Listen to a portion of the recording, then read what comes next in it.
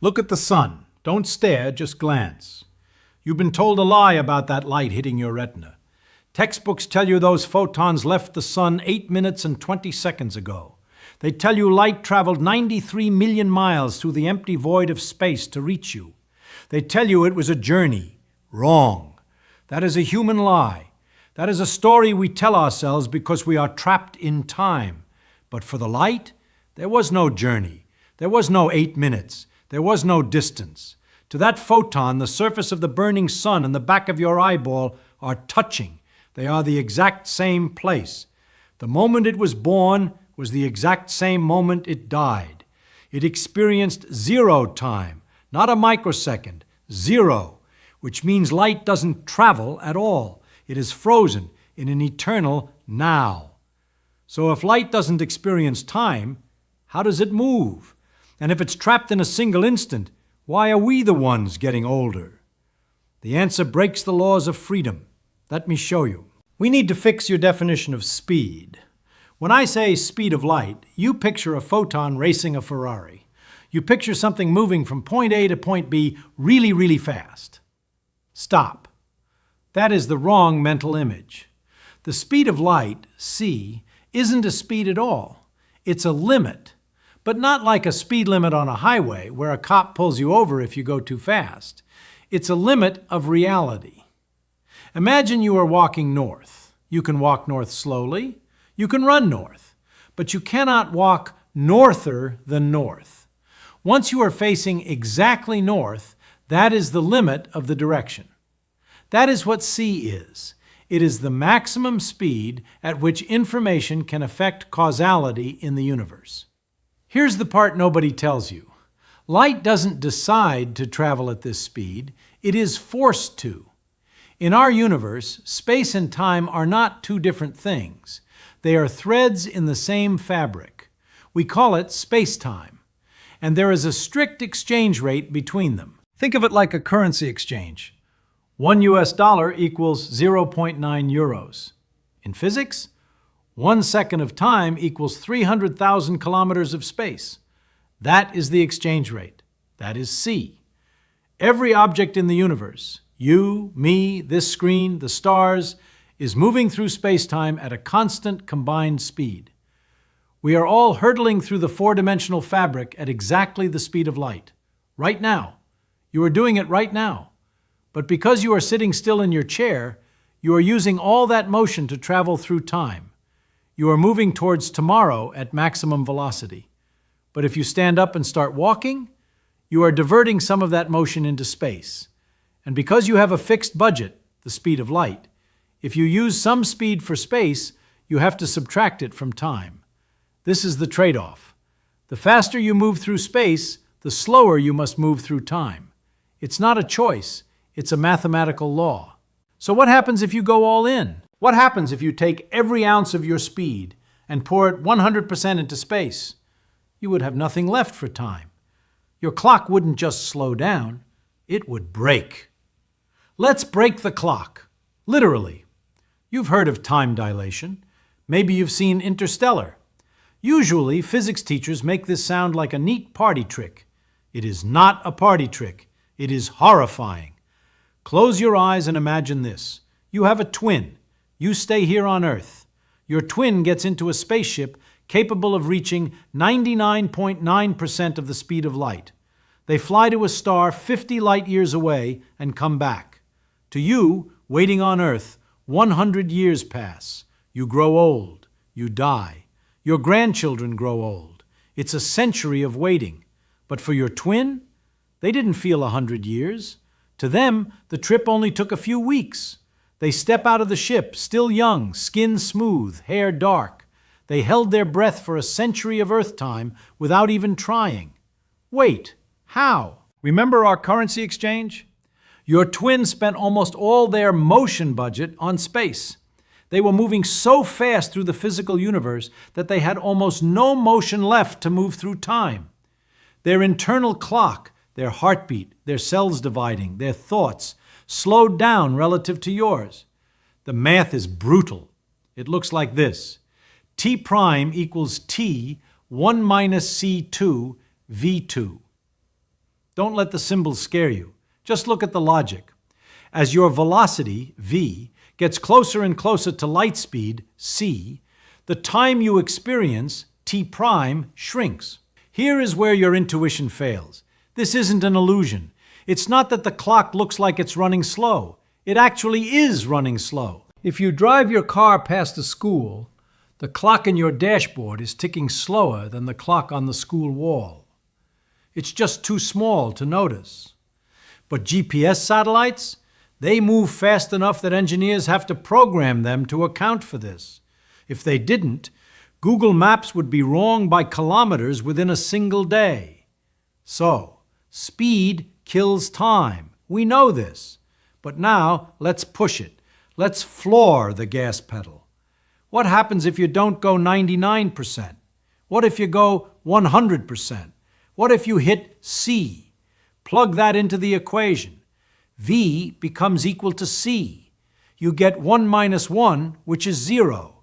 The square root of 0 is 0. Time stops.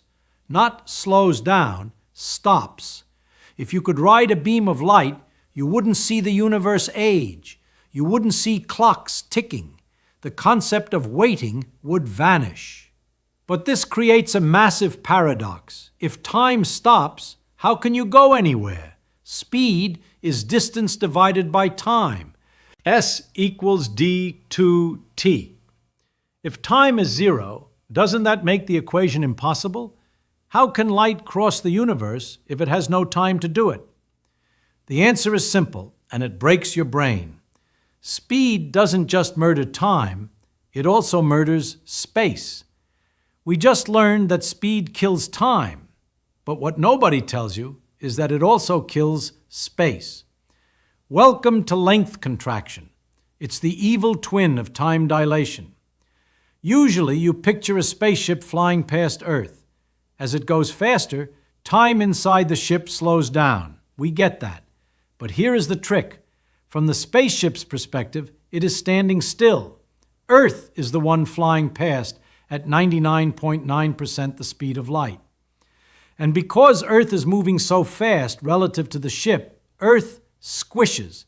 I don't mean it looks squished, I mean physical reality contracts. If you could see Earth flying past at 99.9%, see, it wouldn't be a sphere. It would be a pancake, a flat 2D disk. The distance from the North Pole to the South Pole would shrink to almost nothing. Stop. You are thinking, that's just an optical illusion. Wrong. It is physically real. The atoms themselves get closer together in the direction of motion. The electric fields squish. The protons and neutrons flatten. If you tried to fit Earth through a hula hoop while it was moving that fast, it would fit sideways like a coin in a slot. Now apply this to the universe. Remember that star your twin traveled to? The one 50 light years away? To you on Earth, the distance is fixed. It is 50 light years of empty space, a huge uncrossable void. But to your twin on the spaceship moving at 99.9% C, that distance isn't 50 light years anymore. Because they are moving so fast, the entire universe in front of them contracts. Space itself shrinks. For them, the journey might only be a few light weeks long. They don't just experience less time, they physically travel less distance. The faster they go, the more the universe flattens in front of them. At 99.99999% the speed of light, the entire galaxy becomes as thin as a piece of paper. You could step across it in a single stride. This is where your intuition fails. You think speed helps you cover distance faster. No. Speed literally deletes the distance. It folds space like an accordion. So let's take this to the absolute limit. Let's go 100%. What happens to distance when you hit C? If you plug V equals a C into the length contraction formula, L minus equals L1 minus C2, V2, you get 0. L mime becomes 0. At the speed of light, length contraction is infinite. The entire universe in the direction of motion shrinks to a single point with 0 thickness. Think about what that means. If you are a photon of light, there is no here and there. There is no distance between the start and the finish line. The entire journey is instant because the distance is literally zero.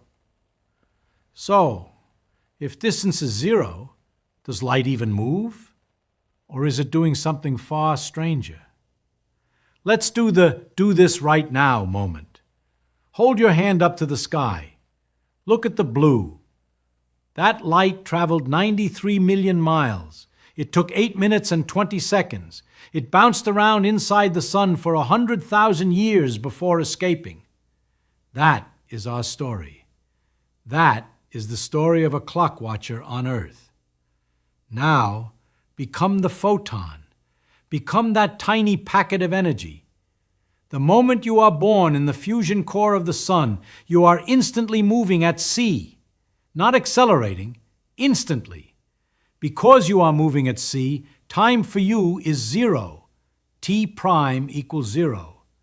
Because you are moving at c, distance for you is 0. L prime equals 0. There is no 93 million miles. There is no 8 minutes. From your perspective, the moment you are created is the exact same moment you hit the back of the human eye. The birth of the photon and the death of the photon are simultaneous events. They happen at the same time, because time is frozen, and in the same place, because space is contracted to 0. Think about this. To a photon, the entire universe is a single point of contact. It doesn't experience a journey. It doesn't fly through space. It simply exists at the emission point and the absorption point at once. It's like a thread connecting 2 points on a piece of fabric. If you fold the fabric so the points touch, the thread has no length. That is the photon's reality. This is why physicists say light has a null geodesic. That's a fancy way of saying its path through space-time has 0 length. Now, imagine a photon from a galaxy 13 billion light-years away. To us, that light is ancient. We see a ghost of the past. We say, wow, that light traveled for 13 billion years. But to that photon, it was emitted by a star in a distant galaxy and instantly absorbed by your telescope mirror. It experienced 0 time. It didn't age. It didn't change. It didn't get tired. It connected the beginning of the universe to your eye in a single, timeless instant. Here is where your intuition fails. We think of light as a traveler, a messenger running a marathon across the cosmos. But light is not a traveler. Light is a connection. It is a bridge that instantly links 2 points in space-time. The speed of light isn't a speed. It's the infinite contraction of the universe into a single point of interaction. So if light experiences no time, how does it change? How can it have a frequency? How can it be red or blue? Because frequency is vibration over time, cycles per second. If time is 0 for a photon, how can it vibrate? How can it have a second to have cycles per? If its clock is stopped, shouldn't its frequency be frozen too? This is the paradox that breaks most people's understanding of relativity. And the answer is hidden in the very thing we just deleted, the observer. We just broke your brain. We said light experiences 0 time. But wait, frequency is cycles per second, hertz, vibrations. If time is 0 for a photon, how can it vibrate? If a photon is frozen in a single instant, how can it be red or blue? How can it have energy if frequency depends on time? Stop. You are thinking about it like a wave in a pond. You are imagining a little wiggly line moving through space. Wiggle, wiggle, wiggle. But that wiggly line requires time to wiggle. If you freeze time, the wave stops. It becomes a static shape, a frozen ripple. So how does light have a color if it's frozen? Here is the secret. The frequency doesn't belong to the photon. The frequency belongs to the interaction. It belongs to the relationship between the emitter, the sun, and the absorber, your eye. Think about a spring, a slinky. If you stretch a slinky between 2 people, it has a certain number of coils. Let's say 100 coils. That number of coils is fixed. It's a geometric fact of the universe.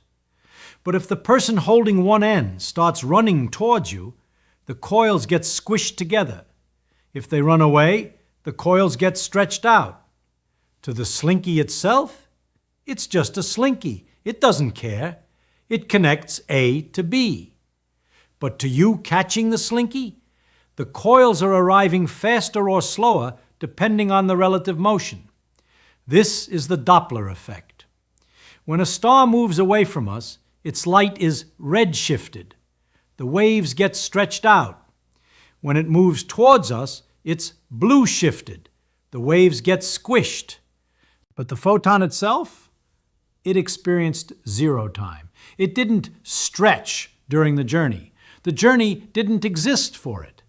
The redshift happens because the emitter and the absorber are moving relative to each other in space-time. The photon is just the messenger that carries the information about that relationship. So the color of light isn't the property of the light itself in isolation. It's a property of the measurement. It's like asking, how fast is a baseball moving? Well, relative to what? The pitcher, the batter, the ground? The baseball has no intrinsic speed. It only has speed relative to an observer. Light has no intrinsic frequency. It only has frequency relative to an observer's clock. And since the photon has no clock of its own, it has no internal sense of time to measure its own vibration against. It is a timeless entity connecting 2 points in space-time, carrying energy from one to the other. So if light connects points instantly, why do we see it take time? Why do we have to wait 8 minutes for sunlight? Why do we see galaxies as they were billions of years ago? If the photon experiences zero time, why do we experience billions of years? The answer is terrifying. It means we are trapped in a prison that light can ignore. We need to rethink the word travel. We say light travels 300,000 kilometers per second. But we just established that for the photon, the distance is zero and the time is zero. So if the distance is zero, it doesn't move. Stop. Think about what travel means. Travel implies a journey. It implies a process. Step 1, step 2, step 3. But for a photon, there is only step 1, emission, and step 2, absorption. And they are the same step. It is emission, absorption, a single event. The photon is not a particle flying through space. It is a handshake. It is a connection between two electrons. One electron in the sun wiggles. It loses energy. Another electron in your retina wiggles. It gains energy. And the photon is simply the mechanism that transfers that energy from A to B. It doesn't carry the energy like a UPS truck driving down the highway. It is the transfer. Here is where your intuition fails. We think of light as a thing in space, like a bullet. But maybe light isn't in space. Maybe light skips space. Maybe the reason it moves at the speed of light, the cosmic speed limit, is because it is bypassing the geometry of space-time entirely. It is taking a shortcut through a higher dimension where points A and B are touching. Remember the wormhole scene in Interstellar? Fold the paper, poke a hole with a pencil. That is what a photon does. It doesn't travel across the paper, it travels through the fold. But we are stuck on the flat paper. We are 3D beings stuck in 4D space-time. So to us, the photon seems to take a long, arduous journey across the universe. We see it cross the void. We measure the time it takes. We see the redshift. But that is our perspective. That is the perspective of beings trapped in time. To the photon, it just teleported. It ceased to exist at point A and instantly began existing at point B. The journey is an illusion created by our own limitations. This changes everything. It means the speed of light isn't about speed, it's about connectivity. C is the rate at which the universe communicates with itself. It is the refresh rate of reality. And if light is the refresh rate, then what are we? We are the lagging pixels. We are the slow-loading textures. We are the ones stuck buffering while the universe updates instantly. So, if light can teleport, why can't we? Why are we stuck here, plodding along at slow speeds, aging and dying, while photons dance across eternity? Because we are made of something else, something heavy, something slow, something that hates speed. We just learned that light teleports. It skips the waiting room of the universe. So why are we stuck in the waiting room? Why can't we be photons? Why can't we ride a beam of light to the Andromeda galaxy and arrive instantly? Because we have a fatal flaw: mass. You are made of heavy, stubborn stuff. Protons, neutrons, electrons. You have inertia. You resist change. To accelerate you requires energy. To accelerate you to see would require infinite energy, because as you speed up, your mass effectively increases. As you approach the speed of light, you become infinitely heavy. You become an unmovable object. So you can never reach C. You can never teleport. You are condemned to move through time. But light? Light has no mass. It has energy, yes, but it has zero rest mass. Because it has no mass, it cannot move slower than C. Think about that. It's not a choice. A photon is born at sea, it lives at sea, it dies at sea. It cannot slow down, it cannot stop and smell the roses. It is a slave to the speed of light. Here is the twist. We think of light as free. It zooms around the universe unrestricted. But light is actually the most restricted thing in existence. It has only one speed. It has only one path, a straight line through curved space-time. It has only one destiny, absorption. We can speed up, we can slow down, we can stop, we can turn left, we can turn right, we can change our minds. We have freedom because we have mass. Our mass anchors us in time. It forces us to experience duration. It forces us to wait. But that waiting gives us something light doesn't have. It gives us a life. Light experiences everything at once.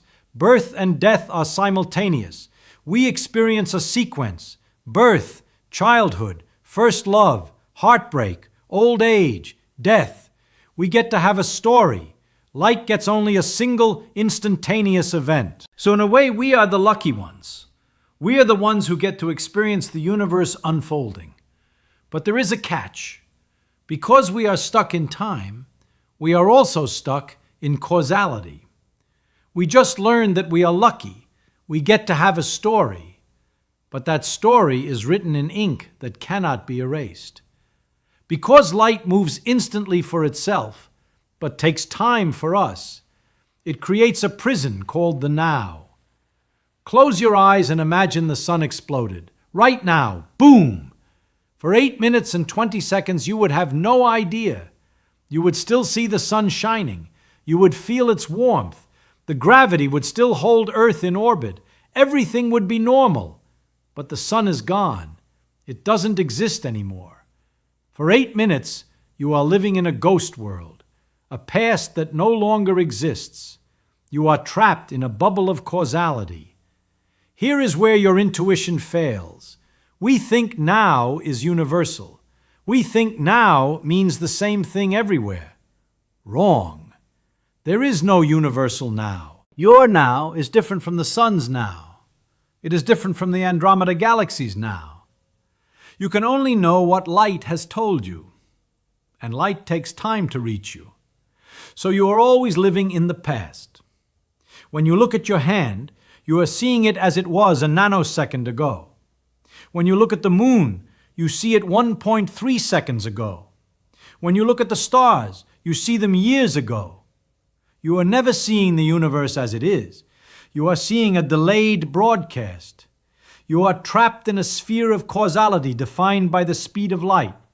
Nothing outside that sphere can affect you. Nothing inside that sphere can affect anything outside it faster than light can travel. This is the causality cage. C isn't just a speed limit. It is the wall of your prison cell. It defines the boundaries of your reality. It dictates what you can know, what you can influence, and when you can influence it. If the sun explodes, you are safe for 8 minutes. You are blissfully ignorant because the information literally cannot reach you. It hasn't happened for you yet. But once that light hits you, game over. The delay vanishes. The reality crashes in. The cage closes. So if light defines our prison and we are stuck inside, is there any escape? Is there any way to break the speed limit? To cheat the system? To send a message faster than light? Is there an escape? Can we break the speed limit? Can we cheat the system? No. You can never go faster than light. You can never break the causality cage. But here is the final secret, the one that changes everything. You don't want to. We look at light and we feel jealous. We see it zipping across the universe, timeless, ageless, instant. We feel slow. We feel trapped in our heavy bodies, ticking away our seconds until we die. But that trap is the only reason you exist. Time is not a curse. It is a canvas. Without the delay of light speed, there is no before and after. There is no cause and effect. Without time, there is no music. A melody requires one note to follow another. If you played a symphony at the speed of light, it would be a single deafening crash of noise. Without time, there is no thought. A brain needs time to process, to learn, to love, to remember. Light has none of that. Light is trapped in an eternal frozen instant. It has speed, but it has no life. It is the currency of the universe, but it cannot buy anything. So look at your hand one last time. You are made of stardust that slowed down. You are energy that condensed into matter so that it could experience the passage of time. You are the universe experiencing itself in slow motion, and that is beautiful. We are prisoners of time, yes, but it is a golden prison. It is the only place where stories can happen. So the next time you look up at a star, don't pity yourself for being small. Don't envy the light for being fast. Pity the light, because it will never know what it feels like to wait for a sunrise. If you want to understand the bars of this cage even better, or if you just want to know why gravity is also a lie, click that subscribe button. I'll see you in the next instant.